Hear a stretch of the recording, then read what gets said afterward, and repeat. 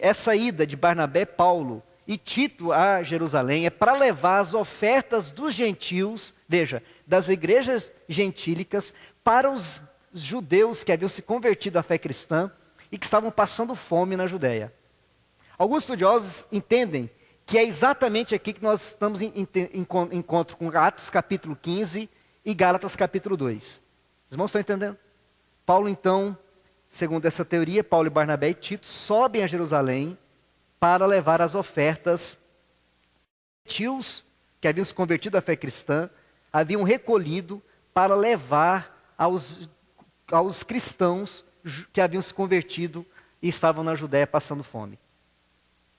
Vejam que Paulo diz que por uma revelação, então, ele vai a Jerusalém e ele leva quem consigo? Ele leva, além de Barnabé, que era judeu, um grego chamado Tito. Veja que Paulo vai adentrar a Jerusalém na companhia de um gentil, de um não-judeu, e tratando esse não-judeu como um irmão em Cristo, e alguém que era tão importante na comunidade, que estava representando todos os gentios que haviam se convertido à fé cristã. Agora vocês imaginem essa história, essa situação. Para nós hoje, talvez imaginar isso não seja tão complicado, mas os irmãos judeus que haviam se convertido à fé cristã não eram muito amigáveis, muito amigos dos outros. Lembre-se que os judeus mal podiam tocar num gentil, porque tinham todos aqueles rituais de purificação, aquela ideia de que apenas o contato com alguém que não era judeu já tornava aquela pessoa impura de entrar no templo. Agora você imagine esse gentil, incircunciso, não passado pela circuncisão, entrando junto com os apóstolos e dizendo assim: irmãos, em Cristo Jesus, vamos adorar a Deus. Para nós isso não é difícil. Mas a intenção de Paulo ao levar Tito está clara. Ele queria mostrar para os irmãos que Deus está fazendo algo poderoso na vida daqueles que não eram judeus, e que o Evangelho havia alcançado pessoas que não eram judias, e eles deveriam entender isso. Veja só, o texto que nós lemos, então, nós podemos dividir em 3 aspectos. O primeiro aspecto dessa viagem do apóstolo Paulo a Jerusalém é que, em primeiro lugar, tem essa menção a Tito que vai com ele.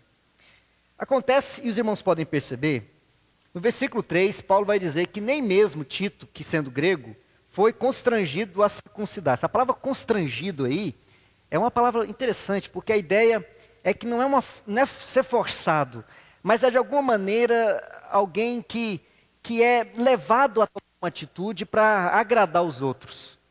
Constrangido a circuncidar-se. Quer dizer, ele não foi nem pressionado e nem constrangido, nem sutilmente incentivado a circuncidar-se. Veja que Paulo está dizendo então para os irmãos de Gálatas, da Galácia, que Tito foi a Jerusalém com ele e não foi circuncidado. Mas, veja o versículo 4 da sua Bíblia. Olha só que aconteceu uma situação muito delicada nesse encontro de Paulo com os apóstolos. A gente vai perceber que entrou no meio do grupo dessa reunião, que possivelmente estava Paulo e também Barnabé, Tito e alguns apóstolos, nós não sabemos quem, mas com certeza nós temos aí João e Pedro, porque o texto diz, não é isso? O que acontece? Entra sorrateiramente nessa reunião um grupo de judaizantes. Olha só o versículo número 4. Isso por causa dos falsos irmãos que entremeteram com o fim de espreitar a nossa liberdade que temos em Cristo. O que aconteceu? Imagine que está lá numa reunião, eles conversando sobre o fato dos gentios terem se convertido, está lá os apóstolos, Paulo, Barnabé, também Tito, e entra os judaizantes. Esse grupo que estava muito fortalecido em Jerusalém, e que estava saindo para dizer para os gentios que haviam se convertido, que era necessário cumprir a lei judaica. A palavra que Paulo usa aí, lá no grego, tem uma conotação bastante interessante.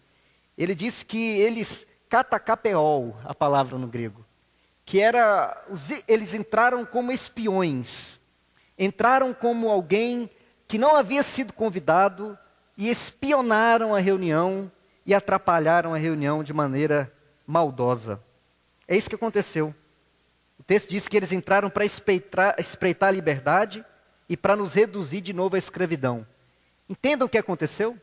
Estava lá os apóstolos conversando sobre essa situação dos gentios terem se convertido, está Tito no meio, e entram os judaizantes e começam a defender a causa da circuncisão, a causa da guarda das leis judaicas, e está acontecendo um momento. Veja só o que vai acontecer no texto. Olha o que Paulo acontece, olha o que acontece, versículo 5. Agora você vai entender o que está no versículo 5. Aos quais, a quem? Aos judaizantes, nem ainda por uma hora nos submetemos, para que a verdade do evangelho permanecesse entre vós. Veja só, havia uma pressão então, ali naquele momento, para que os apóstolos pudessem, de alguma maneira, ser influenciados pelos judaizantes. E Paulo diz, por nenhum momento nos submetemos. A ideia do texto é que houve uma boa de uma conversa. Houve uma discussão acalorada. Atos capítulo 15 vai nos dizer isso. Uma discussão acalorada. Uma discussão para dizer que é o Evangelho. E Paulo diz, nem por uma hora, quer dizer, por nenhum momento, cogitou-se que eu me submetesse a eles, para que o Evangelho entre vós não fosse diminuído. O que Paulo está dizendo? Se eu me submetesse a eles, tudo aquilo que eu tinha pregado para vocês, perderia o sentido. Agora, nós entramos numa segunda parte do texto. Veja que Paulo narra esse encontro a partir do verso 6. Veja o verso 6. E quanto àqueles que pareciam ser de maior influência, quais tenham sido outrora, não me interessa, Deus não aceita a aparência do homem, esses digo que me pareciam ser alguma coisa, nada me acrescentaram. Então imagine só, Paulo está contando que lá no momento da discussão, ele se atentou a falar o quê? Àqueles que tinham maior influência. A palavra que usa para influência aqui é literalmente alguém que tem crédito, alguém que deve se dar crédito. Paulo está se referindo possivelmente aos apóstolos que exerciam a maior, digamos, influência entre os apóstolos. Todo grupo tem gente que tem maior influência. Todo grupo tem gente que exerce influência. Entre os apóstolos não era diferente. Veja no texto, ele cita 2 apóstolos. Quem? Pedro e João. Mas há também a menção anterior a Tiago. Nós então sabemos que havia pelo menos 3 pessoas que exerciam muita influência na igreja nos primeiros séculos. Pedro, João, apóstolos, e Tiago, irmão de Jesus. Já disse aqui nos domingos anteriores, mas para quem não estava, não confunda. Esse Tiago aqui não é o Tiago lá dos evangelhos. Porque o Tiago, filho de Zebedeu, que era o mais velho dos apóstolos, que se tornou líder dos apóstolos em Jerusalém, foi decapitado no capítulo 12 de Atos dos Apóstolos, vai nos contar a história. O próprio Herodes manda matar Tiago. Então esse Tiago aqui não é o Tiago apóstolo, é o Tiago, irmão de Jesus, que nós sabemos se converteu e se tornou um líder da igreja nos primeiros séculos. Veja só. Paulo está dizendo que a esses que verdadeiramente tinham maior influência, aí ele diz assim, não me importa o que foram outrora a sua influência, porque Deus, veja só o que está no texto aí no versículo 6, porque Deus não aceita a aparência do homem. Aqui há uma palavra interessante aqui. Literalmente o texto está dizendo assim, Deus não toma o rosto da pessoa. Deixa o pastor explicar para você. Não somente entre os judeus, mas entre o mundo antigo, havia uma prática, que era a prática de se curvar diante do outro quando a pessoa tinha autoridade. Alguém que tinha estima, tinha poder, e eu me achava submisso a ele. A primeira atitude que eu tinha que fazer, vamos supor que está o Mazinho aqui, era me curvar a cabeça para dizer que eu não era digno de olhar para o rosto dele. Isso era uma situação de submissão. Na Bíblia isso é usado para adoração. Por isso que a Bíblia diz que nenhum homem viu o rosto de Deus e viveu. Porque nós não podemos olhar para o rosto de Deus, porque nós estamos sempre em situação de submissão. A ideia é que nós não podemos olhar face a face, porque olhar face a face significa igualdade. Veja só, quando o Mazinho, que é a pessoa com a qual eu submeti, que tem muito poder, muita autoridade, quando eu curvo a cabeça para ele, e ele me entende que eu não devo me curvar, ele pegava a mão e fazia isso aqui, e me fazia olhar para ele, dizendo assim, você não tem que se humilhar, você pode olhar nos meus olhos. Esse sinal de olhar nos olhos, de olhar para a face, significa que você não está abaixo de mim, você é igual a mim. Isso acontecia entre os reis, entre as pessoas que, um mestre e um aluno, que o aluno sempre nunca olhava para o professor, a não ser que o professor levantasse sua cabeça e dissesse, você não é menor que eu, você pode olhar para mim. É por isso que o texto diz assim, o texto está dizendo que Deus não olha face a face para ninguém. Quer dizer, diante de Deus, todos nós estamos de rosto curvado, de cabeça curvada. Ninguém olha olho a olho com Deus. O que Paulo está dizendo? Esses homens tinham influência, mas diante de Deus, todos nós somos servos. Você está entendendo o que está no texto? Todos nós somos servos. Paulo está dizendo, Paulo não está tirando a autoridade dos apóstolos, está dizendo que não importa se era apóstolo, se era líder, todos eles eram submissos diante de Deus, porque Deus não olha para o rosto, né, de ninguém, no sentido de que Deus não fica tratando ninguém com igualdade. Veja que isso é importante porque o texto continua. Ele está dizendo que estes nada acrescentaram. Presta atenção, Paulo não está dizendo que eles não tinham nada para ensinar, está dizendo que eles não colocaram nenhum anexo no evangelho que havia sido pregado. Os apóstolos que tinham maior influência entre os apóstolos de Jerusalém, ninguém disse para Paulo, Paulo, tá legal o que você está fazendo, Paulo. Você está pregando o evangelho lá, mas está faltando alguma coisa. Está faltando falar do sábado e da circuncisão. Paulo diz assim, eles não, ainda que fossem influentes diante dos homens, não diante de Deus, mas diante dos homens, nada me acrescentaram, não colocaram nenhum anexo no evangelho. E Paulo continua. Veja só. Verso 7.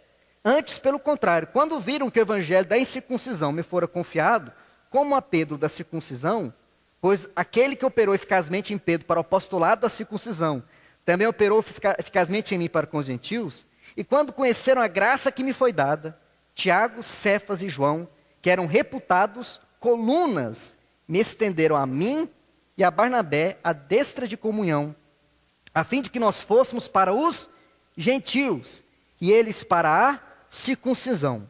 Veja só. O aspecto positivo do encontro. O aspecto negativo é que, Paulo está dizendo, não houve nenhum acréscimo. Negativo é o seguinte, quer dizer, não houve nenhum acréscimo ao evangelho. E eles não estão dizendo que é preciso colocar alguma coisa no evangelho. Os apóstolos de Jerusalém chegaram à conclusão que o evangelho não precisa ser acrescentado em nada que eu estou pregando. Segunda coisa, nós chegamos à conclusão que eu devo continuar pregando o evangelho entre os gentios, junto com Barnabé, para os incircuncisos, para aqueles que não são judeus. E Pedro, Tiago e Cefas continuariam pregando o evangelho entre os judeus. E o verso número 10 termina com uma recomendação. Mas tão somente nos recomendaram, não está aí na sua Bíblia? Nos recomendaram que nos lembrássemos dos pobres, o qual também me esforcei por fazer. Qual a única coisa que eles recomendaram? Cuidar dos pobres. Que pobres são esses, queridos?